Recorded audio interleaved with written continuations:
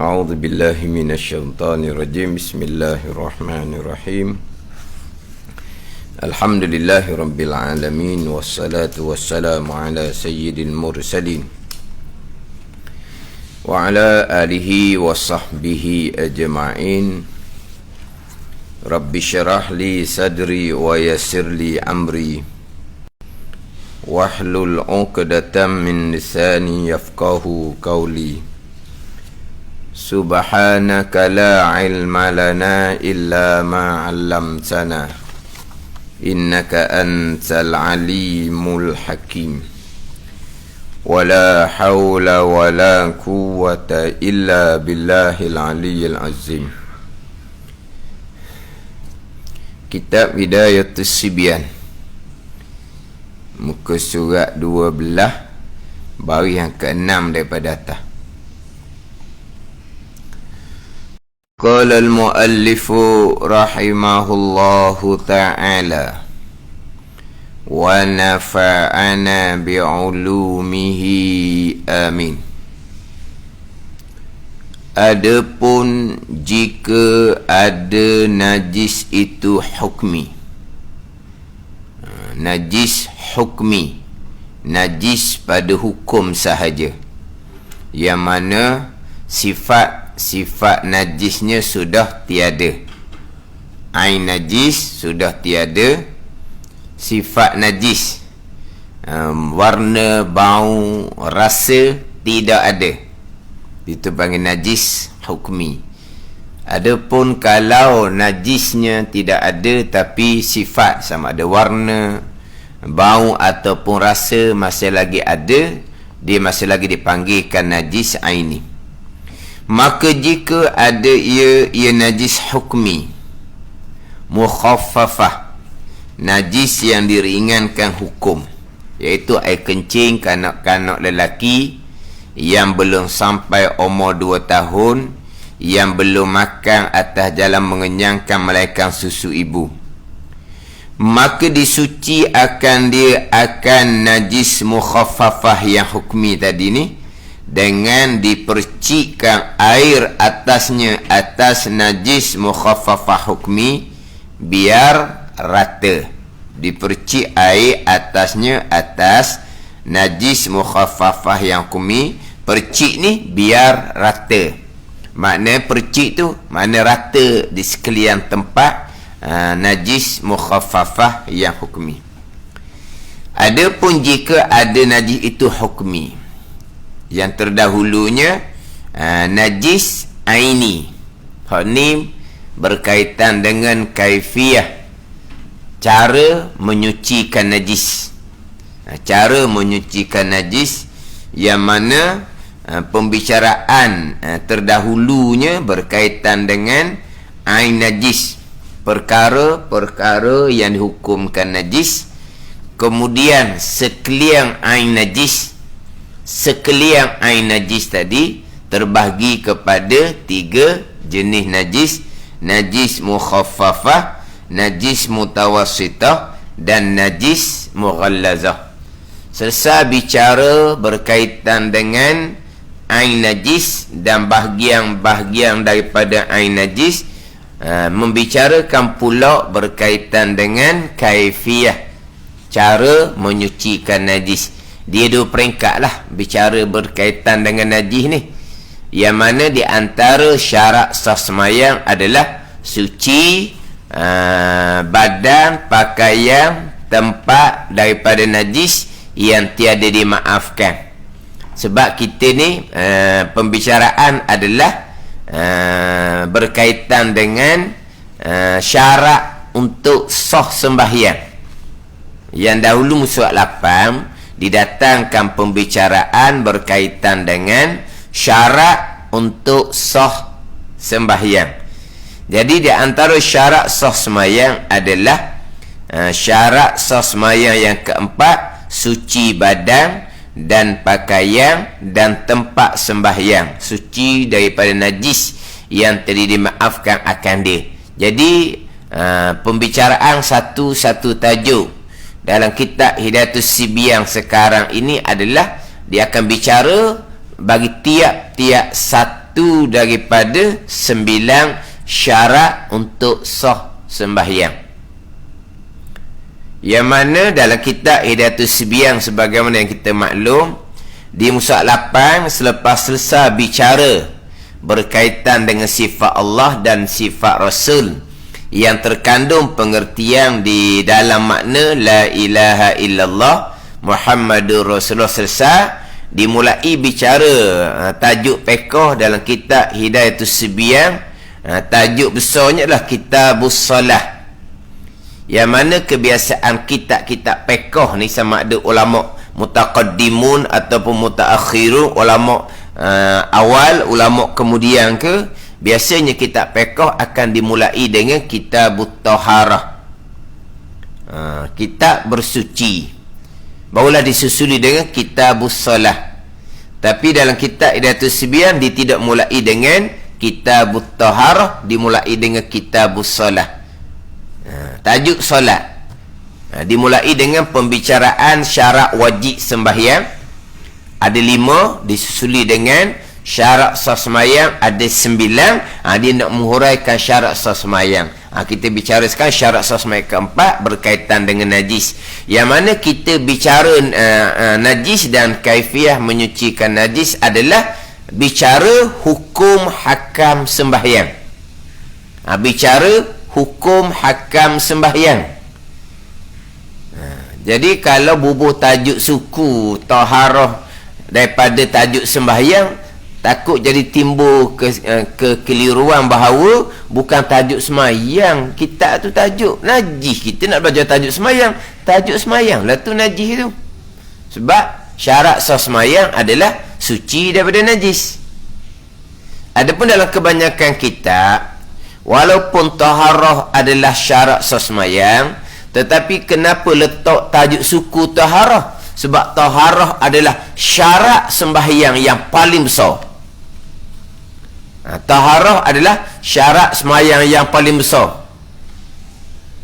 Bukan dalam kitab Fiqh Islamiyah Adillatuh.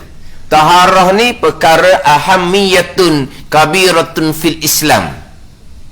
Kepentingan yang sangat besar dalam agama kita taharah ni. Taharah ni menjadi syarat utama untuk sah solat. Taharah bersuci daripada hadas kecil, hadas besar. Taharah bersuci daripada najis. Jadi taharah lah syarat yang paling sangat penting dalam agama kita dalam Islam, kerana ia menjadi syarat utama untuk sah sembahyang tiang agama. Jadi oleh kerana taharah ni dia syarat yang paling besar bagi sembahyang, dan pembicaraan taharah ni agak panjang, maka kebanyakan kita dia akan najis. Yang kedua, nak tahu kaifiah cara menyucikan najis. Jadi najis ada 3, mukhaffafah, mutawassitah, mughallazah. Jadi 3 bahagian najis ni pecah pada 2 pula, aini dan hukmi. Jadi dimulai dengan kaifiah cara menyucikan najis aini, mukhaffafah, mutawassitah dan mughallazah. Yang mana najis aini, ketiga-tiga najis aini ni, yang pertama adalah hilangkan dia punya jirim. Jangan lupa tu, kita sudah berulang kali tu. Yang pertama, hilangkan dia punya jirim. Ain najis, mana kalau najis tu mukhaffafah, air kencing kanak-kanak lelaki tadi, air kencing tu beladung, bertakung atas latar. Yang pertamanya, lap air kencing tu sampai kering terlebih dahulu. Tu. Kalau najis aini itu mutawassitah, tahi ataupun muntah contohnya, yang pertama buang dia punya jirim dia terlebih dahulu, ain dia terlebih dahulu. Samalah juga dengan mughallazah. Kalau kata najis mughallazah pun sama, anjing babi, mana tahi anjing, tahi babi ke, air kencing anjing, air kencing babi ke. Air kencing babi ada? Tak tahu lah, ada lah kencing babinya. Kita kata air kencing anjing, anjing dia kencing contohnya. Kaifiah menyucikan najis sama sahaja, hilangkan dia punya jirim terlebih dahulu. Kalau tahi muntah, buang dia punya jirim terlebih dahulu, sama je. Sama ada mukhaffafah, mutawassitah ataupun mughallazah. Yang pertama, buang dia punya jirim. Kemudian mukhaffafahnya hanya perlu percikkan air sahaja ke atas tempat najis mukhaffafah yang sudah dilapkan tadi, yang sudah dikeringkan jirim air kencing kanak-kanak tadi, kita lap, kita percik air. Kalau mutawassitah dengan mughallazah, datangkan air ke atas tempat najis untuk menghilangkan dia punya sifat. Datangkan air ke atas tempat najis. Ini kita sebut berulang kali. Pastikan air datang ke atas tempat najis. Air datang tu dipanggil air lalu, air cucu, air jiru, air bilah. Dengan berapa? Air datang ke atas tempat najis. Tapi kita ingat ni, kita lalu air, jiru air, cucu air, bilah air, mesti kena ada titik-titik air. Kalau tidak ada titik air, kain yang kering sahaja, tu tidak panggil lalu air. Cucu jiru air tak panggil, bilah air tak panggil. Syarat kena ada air. Kemudian lalu air, cucu air, jiru air ni, air datang ke atas tempat najis. Jadi kalau najis tu atas lantai, pastilah air datang. Takkanlah lantai tu kita nak potong, datangkan ke atas air yang sedikit. Pasti air datang. Najis di pakaian kita, najis di anggota tubuh kita, najis di tangan kita contohnya. Pastikan air datang ke atas tempat najis. Jangan najis datang ke atas air yang sedikit. Kita bicara sekarang air sedikit yang digunakan untuk menyucikan najis. Kalau air tu banyak macam air sungai, pakaian yang kena najis tadi kita datangkan ke atas air sungai, tak ada masalah sebab dia air banyak. Kita bicara air sedikit. Air banyak macam koloh di rumah kita yang sukatannya sampai 2 koloh. Seluruh kita memang kena air kencing. Kita pun datangkan seluruh kita ke dalam air koloh rumah kita, sekatan dia sampai sukatan 2 koloh, tidak ada masalah di situ. Kita datangkan seluruh kita yang kena air kencing tadi ke atas air yang banyak, tak ada masalah. Kita kicau, kita gosok, hilang sifat najis air kencing di seluruh, sucilah seluruh kita. Air dalam koloh tu kekal mutlak sebab itu air banyak. Tapi kita menyucikan najis ghalibnya, kebanyakannya menggunakan air yang sedikit. Jadi syarat utama dalam mazhab Syafi'i, air yang sedikit tadi datang ke atas tempat najis. Sama ada najis tu mutawassitah, najis tu mughallazah, sama sahaja. Air yang kita datangkan ke atas tempat najis mutawassitah, mughallazah, pastikan air tu berhenti. Jangan kita teruskan siram air ke atas tempat najis. Siram dengan air pahit ke, siram dengan air dalam cerek ke, jangan. Sebab kita siram air, kita akan gosok tempat najis tu. Biasanya permulaan kita gosok tu air berubah dengan sifat najis. Air tu hukum najis. Kalau air tu masa kita siram, air tu tak berhenti, makna air najis tu akan pergi jauh ke depan. Memanglah sifat najis yang asalnya, air tu asalnya berubah dengan sifat najis, memang air tu akan hilang sifat najis tu sebab disusuli dengan air yang kemudian.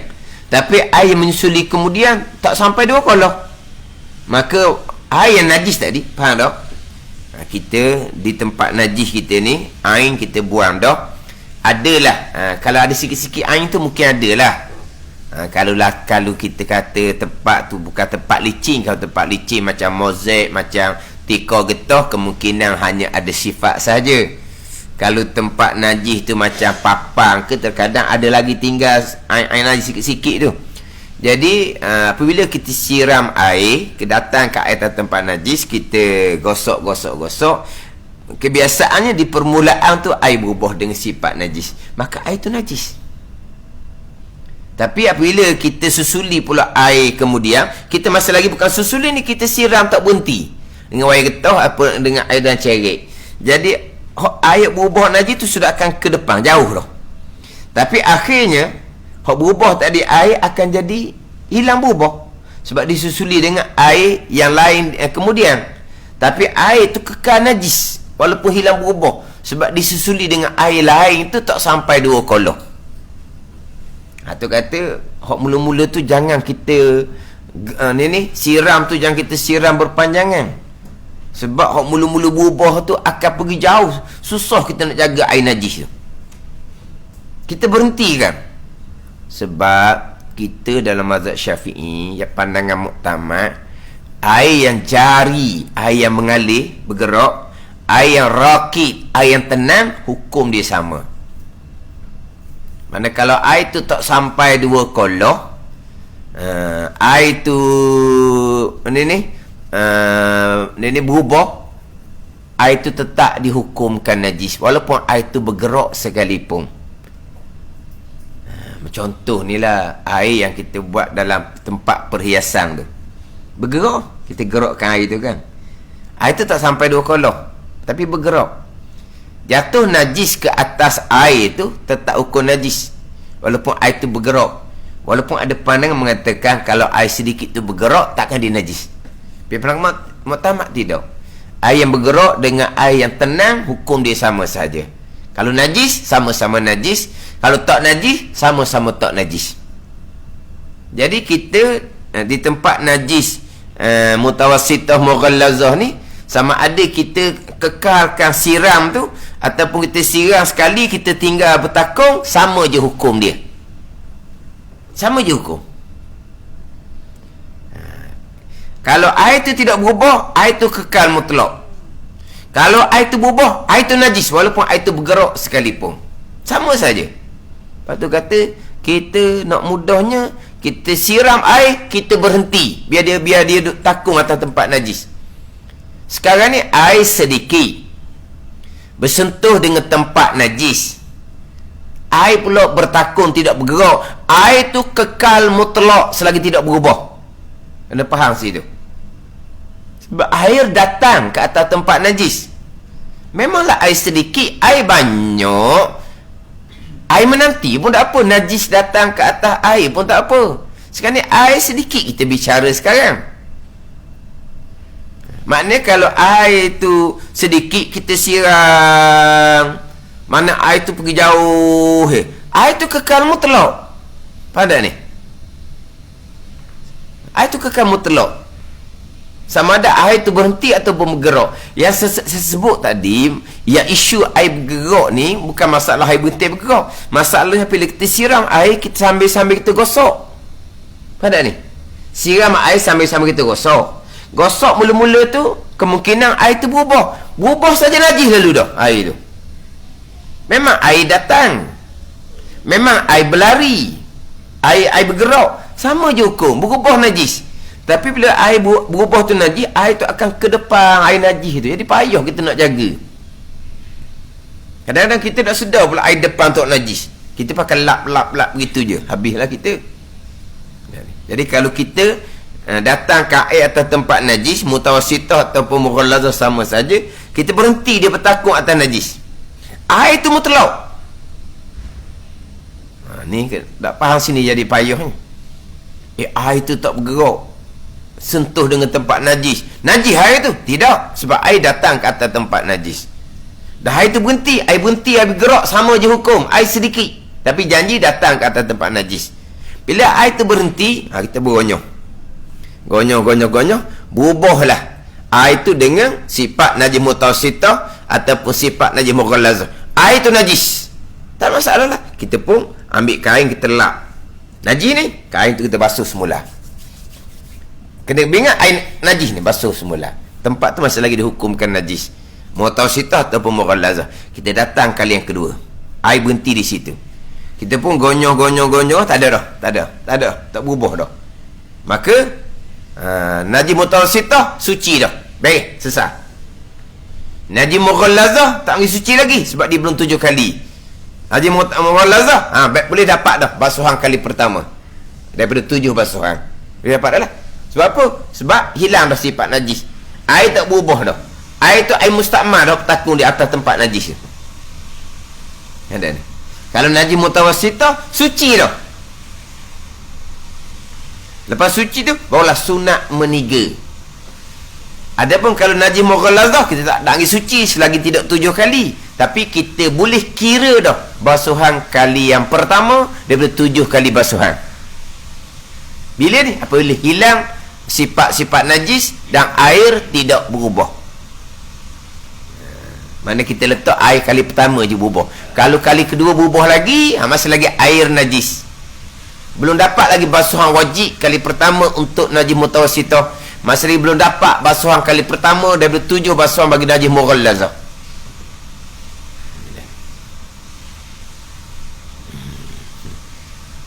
Selesai hak basuhan kali pertama hak najis mutawassithah, beres. Cuma sunat saja meniga. Najis mughallazah selesai, dapat dah basuhan kali pertama, susuli pula dengan 6 lagi basuhan dengan salah satu dengan air tanah, barulah suci tempat najis mughallazah. Jadi maknanya najis aini mukhaffafah mutawassithah mughallazah, kaifiyah menyucikan najis adalah sama sahaja. Buangkan dia punya jirim air. Kalau najis mukhaffafah, percikkan air jadi suci. Mutawassithah mughallazah, datangkan air untuk hilangkan sifat-sifat najis. Dia saya ingat sok mudah, air datang. Bila air datang bertakun tempat yang sama, tidak ada isu. Janji air datang, air tidak berubah. Jadi kita bicara berulang kali dah berkaitan dengan kaifiyah, cara mesin basuh beroperasi. Menepati syarat, okey, suci. Air datang ke atas pakaian yang diyakini najis. Hak yakin najis. Kalau tak yakin najis, dia panggil pakaian kotor. Pakaian kotor tidak kira air menanti ke, air datang ke, air menanti ke, tak ada isu.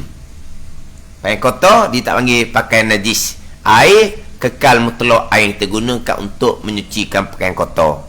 Walaupun air sedikit tadi ni didatangkan oleh pakaian yang kotor ke atas air.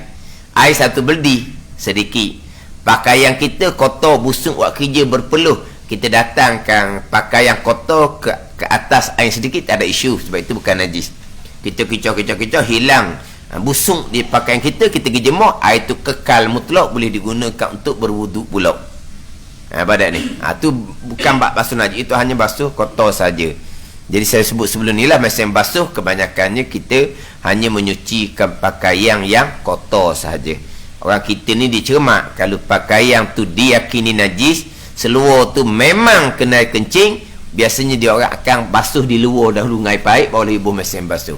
Tapi kita cerita ni memang diyakini najis, seluar tu memang kena air kencing, suci tak kita basuh dengan mesin basuh, tidak ada masalah. Sebab air datang ke atas pakaian yang kena najis, air berada tempat sama, tidak ada isu, itu tidak ada masalah. Air tadi sudah bersentuh dengan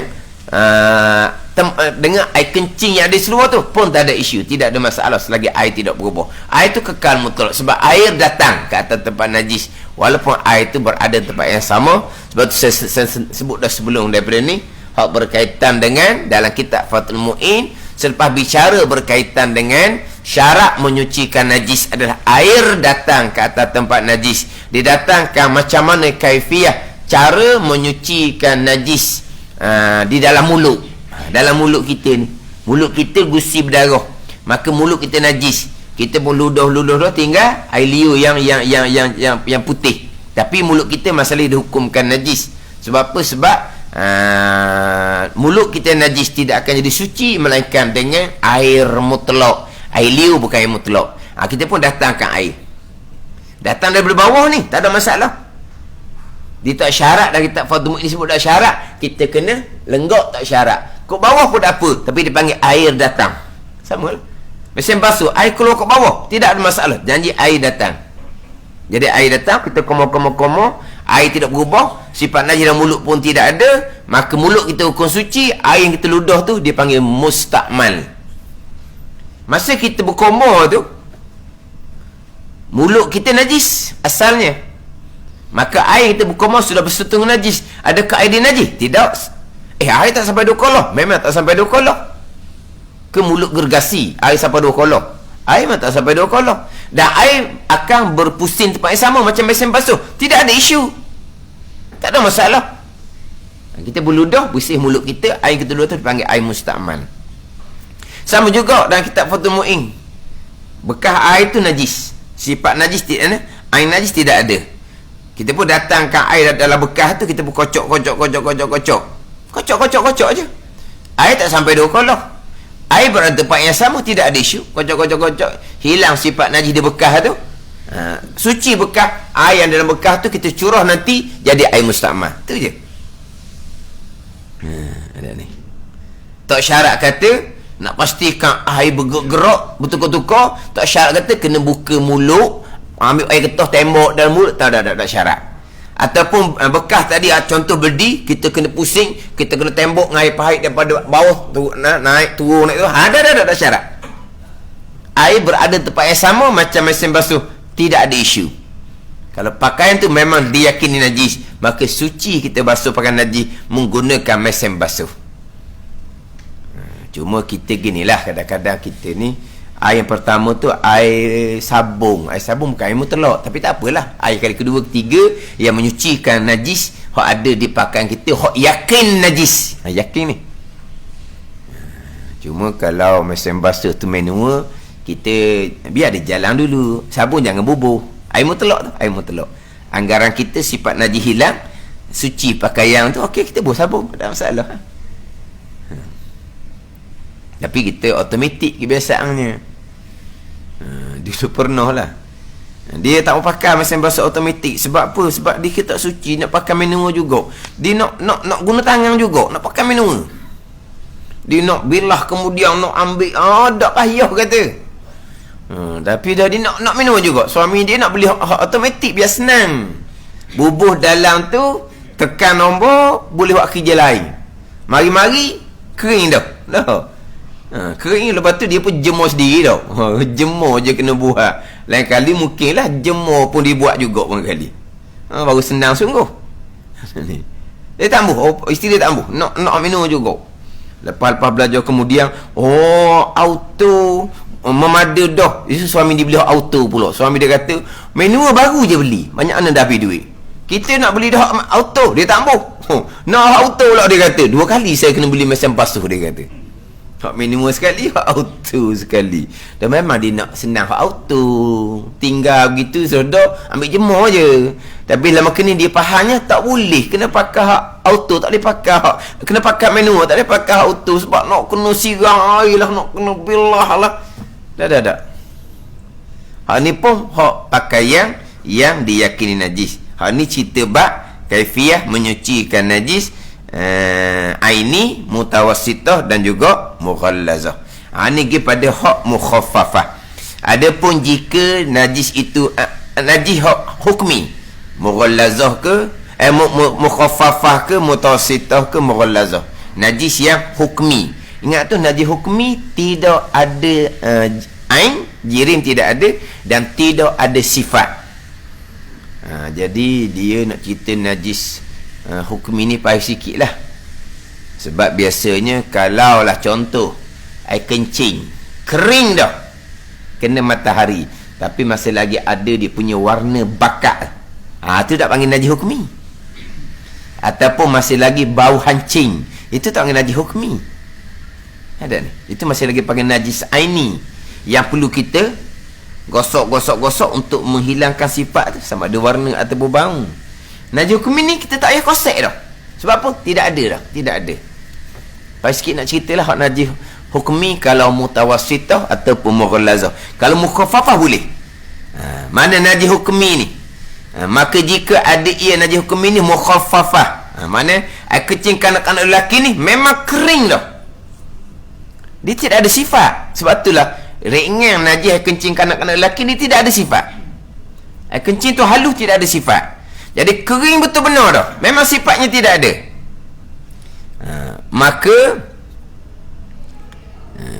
Maka disuci akan dia akan najis, najis hukmi mukhaffafah, dengan dipercikkan air atasnya biar rata. Percik je, sebab dia tidak ada apa-apa di situ. Kalau hak najis hukmi yang mukhaffafah. Kita nak pergi pada hak mutawassitah dan mughallazah. Dan jika ada ia najis hukmi, mutawassitah ni selain daripada najis air kecing kanak-kanak lelaki yang mukhaffafah dengan anjing dan babi, hak mughallazah, maka disucikan dia kan najis mutawassitah yang hukmi dengan sekali lalu air, datang air atas ni sekali lalu je. Sebab apa? Di tempat tu sudah tidak ada sifat. Sirang air sekali suci. Kita nak contoh macam mana? Air kencing kering tadi masih lagi ada sifat, itu tak panggil najis hukmi. Air hukmi ni tak ada langsung dah sifatnya. Lepas tu kita hanya lalu air sahaja. Tak perlu nak gosok-gosok untuk menghilangkan sifat. Tak perlu, licin dah tak ada dah. Saya biasanya sebut sebelum ni lah, najis mutawassitah yang hukmi ni, hak saya buat contohnya, hak masalah tahi ke muntah ke atas, macam sofa ke kapek ke, sofa, kapek, cushion ke, sama lah. Jadi berok ke muntah ke atas sofa, kita buang dia punya jiring pada ni, kita pun datang, kita ambil kain, kita basuh kain, kita peruh habis, kita pun gahar di atas tempat najis tu sampai ke hilang dia punya sifat. Itu hukumnya tu.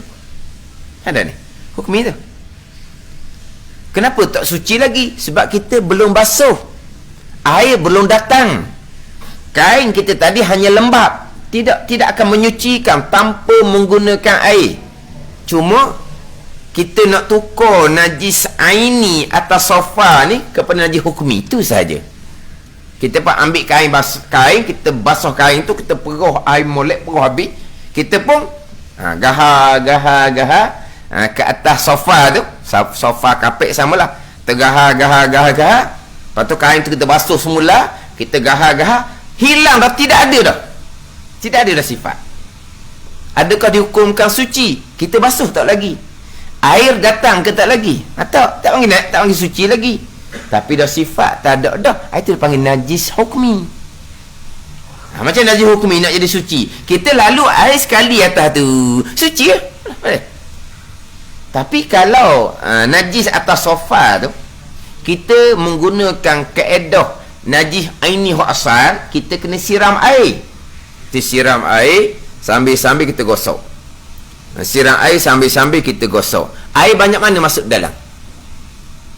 Masuk dalam sofa tu banyak mana? Bila nak kering? Ada ni. Kena cerdik lah. Tapi itulah cara menyucikan najis aini. Kita buang tahi ke muntah ke atas sofa, kita pun siram air. Itu kaedah asal menyucikan najis aini. Tapi air banyak mana masuk ke dalam sofa? Sekarang ni kita jangan basuh dulu. Kita tukar najis aini atas sofa tu kepada hukmi dengan kita guna kain basah. Kita peruh, kita gahar, tukar kain, kita gahar, hilang sifat hukmi. Lepas tu macam mana cara nak menyucikan najis hukmi mutawassitah? Dengan sekali lalu air atas, kita siram air sekali. Kalau masuk air pun sikit je, suci tempat tu. Macam contoh kapek ni, kalau adalah orang ni, yelah, kita nak kata lah, terberok ke, termuntah ke, kalau kita menggunakan kaedah menyucikan najis ain ni, kita buang tahi tu, kita buang muntah tu, kita pun datangkan air, kita siram. Air tu ke mana pergi? Dalam tu banyak mana air masuk? Tapi itulah kaedah menyucikan najis ain ni. Kita tukar najis ain ni ada atas kapek kita tu, kita ambil kain, kita peruh, kita lap tidak panggil membasuh. Tetapi najis aini itu akan bertukar dengan najis hukmi. Najis pada hukum. Sebab apa najis pada hukum? Sebab sifat tak ada. Kenapa masih lagi dihukum ke najis? Sebab kamu belum membasuh, kamu hanya lapkan saja, takkan disuci. Tapi kenapa disebut sebagai najis pada hukum? Sebab tak ada dah sifat, tapi belum dibasuh. Mana kita pun siram air sekali, ataupun kita spray biar jadi banyak, biar jadi air tu ada. Spray, mana air tu masuk sikit lah ke dalam sofa, kapek tu, suci lah. Ada ni. Saya pernah buat di satu masjid itu, Allah, kucing digecah kecing dekat-dekat dengan tempat tu imam. Dia kecing. Lepas tu setengah masjid tu dia tutup untuk kucing. Kucing ni dia gitulah. Dia kecing. Orang dia ni sudah semai isyak. Allah kata, kita semua semai ba'diyah, semai sunat. Dekat dengan tu imam, bukan kat imam, depan. Dia kecing dia pergi. Ada apa? Kita ambil kain, lepas tu gosok, suruh dia basuh. Basuh, suci kain tu, pura-pura air, kita gosok, berulang kali lah. Hingga tak ada dah. Tak ada sifat. Dipanggil najis hukmi. Kita siram sekali, suci tempat tu. Tapi tempat tu jadi macam putih. Dah kapek kan, kapek masjid ni kan. Sekali bubuh, lepas tu lepas tu kok baru lah. Kali kapek itu kalau pergi letak sungai tu mapuh ikan. Dah. Selama mana duduk situ? Pernah basuh? Mana kita gosok, lepas tu kain tu pergi basuh, lepas tu gosok pula kain tu pergi basuh, sampai ke putih situ. Sampai ke putih. Dia main dengan kucing-kucing ni kan, dia kuat bau. Mana gosok, mana? Hukmi dah. Hanya datangkan air, ni, najis hukmi macam mana? Dan jika ada ia hukmi mutawassitah, maka suci ia najis mutawassitah hukmi dengan sekali lalu air atas, sekali lalu dia sudah. Dia gitu je. Itu biasa sebab contohlah. Hak najis hukmi ni biasanya hak najis aini atas sofa, atas kapek, tukar pada najis hukmi, bukan dengan membasuh lah, dengan lap, kita panggil dengan lap. Kita gonyoh sampai hilang sifat, maka tempat tu najis hukmi. Kita lalu air satu kali saja, tempat tu dihukumkan suci. Kalau kita betul-benar najis atas kapek, kita buat kaedah menyucikan najis aini, air akan bertakung-takung di dalam kapek. Lagi bermasalah bila nak kering. Mereka sebagai saya sebut sebelum ni lah, di masjid Pengadaan Baru, masjid Jamek Pengadaan Baru, dia ada satu vacuum yang mana disiram air. Dia masjid ni macam-macam lah. Kadang-kadang orang tua ni dia tak sedar, keluar tak sedar. Dia bangun tu air kecing penuh tempat duduk dia. Kecing betul. Dia tak sedar pun dia kencing. Ni dia ada uzur sikit lah. Tapi sepatutnya pakai pamper lah nak pergi masjid dah. Kalau ada uzur seumpama tu, tak akan. Tapi masjid tu ada vacuum tu, sama tinggi orang buah kali. Dia pun siram air, dia pun seduh. Memang kering. Sekejap mudah je dia buat. Tapi berapa harga tak tahu. Saya tak pernah tengok lagi vacuum seumpama masjid lain, tak ada. Masjid Jamek Pengadaan Baru dia ada. Ada kecing tu disiram air, diseduk lah. Disiram pula, diseduk. Dia ambil air sebedi tu kan, sekejap je buat kerja. Habis. Disiram air untuk last kali digonyok-gonyok untuk menghilangkan sifat. Memang puas hati lah tengok cara ni. Cara dibuat sebab apa? Sebab dia ada vacuum hopso seumpama tu. Biasa masjid tak ada. Lalu macam mana kencing tu? Lap kain. Lap. Kain tu najis, ngak baik. Pergi basuh molek kain tu, perah balik, kita lap berapa kali pun sampai ke tidak ada dah sifat najis. Maka kapek tu najis hukmi.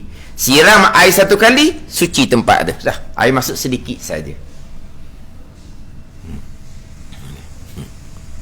Ni ada masjid dah lah, air kencing tu dia tak lap kan, disiram air ditinggal. Allah kata buat kerja apa gitu.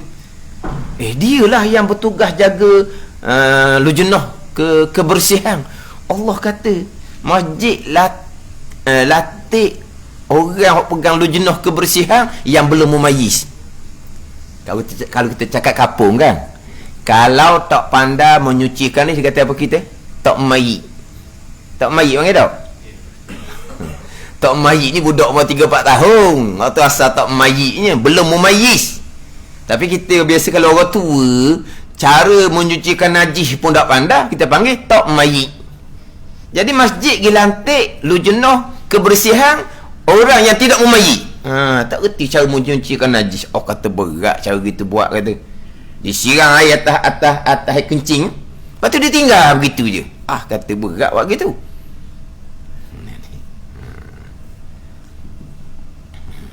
Jadi kalau kata kena najis Ni sofa ke, cushion kereta ke, tahu cara nak buat, mudahlah.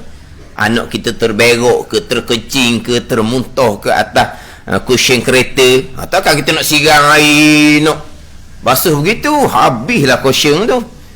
Tapi cushion tu mudahlah boleh buang gitu ya lah, atau hijau pula nak buang. Kita hanya ambil kain basah, kita hilangkan dia punya sifat biar jadi hukmi. Bahawa kita pun siram air, sekali lalu air dia. Kena gonyoh ke tak? Nak gonyoh apa? Nak menghilangkan sifat. Sifat masih lagi ada, tak panggil jadi hukmi. Tak ada sifat dah. Maka tak perlu kita gonyoh dah. Hanya kita lalu air, siram air sekali, maka suci tempat, hak najis hukmi, hak mutawassitah. Dan jika ada ia najis hukmi ni mughallazah, maka suci ia najis mughallazah hukmi dengan 7 kali lalu air atasnya, salah satu daripadanya daripada 7 kali itu air tanah. Dia sama je. Sama je dengan najis mutawassitah. Maknanya kalau ni kalaulah atas sofa kita anjing kencing, samalah juga. Tapi waktu jadi 7 kali air tu, banyaklah air masuknya. Dah 7 kali. Kalau najis tu mughallazah, air kencing anjing contohnya, payah sikit lah kalau kencing anjing tu, sebab kita nak elok daripada air bertakung. Tapi 7 kali lah. Mana kita datangkan kain tadi, kita lap sampai tak ada apa-apa dah atas sofa kita tu, atas kapet kita tu, sifat air kencing anjing tadi tu. Maknanya kita datangkan 1 kali, 2 kali, 3 kali. Tu jadi tadi nak elok lah tu. Tu jadi air akan bertakung di dalam tu. 7 kali tu dengan air tanah sekali. Kalau hak mughallazah, dia macam sebut sebelum ni lah. Najis aini ke, hukmi ke, mutawassitah, mughallazah, sama sahaja kaifiah menyucikan najis. Cuma bezanya najis mutawassitah hanya memada sekali, sunat meniga. Najis mughallazah ni wajib 7 kali, salah satunya dengan air tanah. Macam mana cara menyucikan najis mutawassitah, mughallazah, aini ke, hukmi ke, caranya sama sahaja. Bezanya najis aini, hukmi, mughallazah kena 7 kali. Tapi nak dapat, kalau kata atas sofa tu anjing kencing, kita siram air, kita gonyoh ni berkali-kali, selagi tak hilang sifat, masih lagi belum dapat basuhan kali pertama daripada 7 basuhan. Belum dapat lagi lah. Kita buat acak kali ni, tapi takkan bilang sekali selagi tidak hilang dia punya sifat. Jadi kita nak hilang sifat tu, kita pakai kain sudahlah. Pakai kain saja. Situ air sudah tak berapa banyak dah masuk ke dalam. Tapi kalau kata atas sofa tu air kencing anjing, hak air ni masih lagi ada sifat, kita siram dah situ, kita gonyoh-gonyoh, tak akan bilang sekali lagi tu. Takkan bilang sekali. Nanti sebut 2 minggu lepas kan. Bila nak bilang sekali daripada 7 kali, hilang sifat, barulah bilang sekali. Jadi kita duduk siram tu, belum lagi hilang sifat, bau air kencing tu masih lagi ada, hilang sifat. Berkali-kali dah kita duduk siram ni, hilang sifat, barulah sekali. Barulah kita kedua, ketiga, sampailah ke-7, salah satu dengan air tanah. Lagi banyak air masuk ke dalam. Tapi kalau kita pakai tuala tadi, kain tadi, untuk jadikan najis tu hukmi, makna air masuk ke dalam hak 7 kali tu. Tu tak boleh nak elok lah. Mutawassitah tak apalah, sekali sudah memada. Mughallazah ni kena 3 kali. Bila kita nak bilang kali pertama dia 7 kali, selepas daripada hilang sifat. Hilang sifat kalau kita kata pakai dengan kain lembap contohnya, hilang sifat tu najis hukmi dia panggil. Kita pun lalu air 7 kali, salah satunya dengan air tanah, maka sucilah tempat hak najis mughallazah. Jadi mutawassitah, mughallazah sama saja, cara menyucikannya sama ada najis tu aini ataupun hukmi. Yang bezanya, najis mutawassitah hanya memada sekali, najis mughallazah wajib 7 kali air, salah satunya dengan air tanah. Selesai berkaitan dengan kaifiah menyucikan najis aini, mukhaffafah, mutawassithah, mughallazah, dan najis hukmi, mukhaffafah, mutawassithah dan juga mughallazah. Tanbihun, bahawasanya najis itu ada kalanya darah dan umpamanya, dan ada kalanya barang yang lain daripada darah. Kemudian dia akan pergi pula kepada najis ni, ada yang dimaafkan, ada yang tidak dimaafkan pada sembahyang. Ada najis yang dimaafkan pada sembahyang, ada najis yang tidak dimaafkan pada sembahyang. Sebab syarat sembahyang adalah suci daripada najis yang tiada dimaafkan. Ada najis yang dimaafkan, contohnya darah. Darah, banyak mana pun darah kita dimaafkan. Tengah-tengah semayang berasa sejuk betih, tengok Allah pacak. Pacak tak ada dah. Kita cek dah tadinya, tak ada pacak, tapi biasalah ada pacak. Jadi semayang berasa sejuk betih, tengok darah penuh, kain pelekak kita berjeru, sejadah kita kena darah, najis, tetapi dimaafkan pada sembahyang. Kenapa? Sembahyang kita diteruskan, sembahyang kita sah. Najis memang najis, tetapi dimaafkan pada sembahyang. Kita ada bisu tu pecah sendiri, bukan kita yang pecahkan. Tengok semua, tengok keluar dengan darah, nanah, apa benda tak ada dalam bisu. Tapi hak kita sendiri banyak mana pun dimaafkan. Macam orang sakit kecil mani, apa orang kecil mani hak luka tu, apa benda tak ada di luka dia tu. Macam-macam ada, busung apa dia. Lepas tu macam mana? Kena pakaian dia, tidak ada masalah. Banyak kena pakaian, tidak ada masalah. Najis, pasti najis, tetapi dimaafkan pada sembahyang. Najis memang najis lah. Darah najis, titik pun najis. Nanah danah, lagilah najis, titik pun najis. Tetapi kalau hak kita sendiri, banyak mana sekalipun, keji sekalipun, huduh nampak sekalipun, tetap dimaafkan pada sembahyang, dengan bahawa sembahyang kita sah. Kalau sedar kena tengah sembahyang, teruskan sembahyang. Sembahyang kita sah, sembahyang kita tak batal. Dia nak bagi pada najis yang dimaafkan pada sembahyang, dan najis mana yang tidak dimaafkan pada sembahyang. Wallahu a'lam. Bismillahirrahmanirrahim. Alhamdulillahirabbil alamin. Wassalatu wassalamu ala sayyidil mursalin wa ala alihi wa sahbihi ajma'in. Allahumma ftah alaina futuhal arifin. Allahumma allimna ilma akdamin wa fahimna famasabikin warzuqna ruqat talibin. Allahumma zidna ilman wa alhiqna bis salihin. Wa sallallahu ala sayyidina Muhammadin wa ala alihi wa sahbihi wa sallam. Walhamdulillahi rabbil alamin.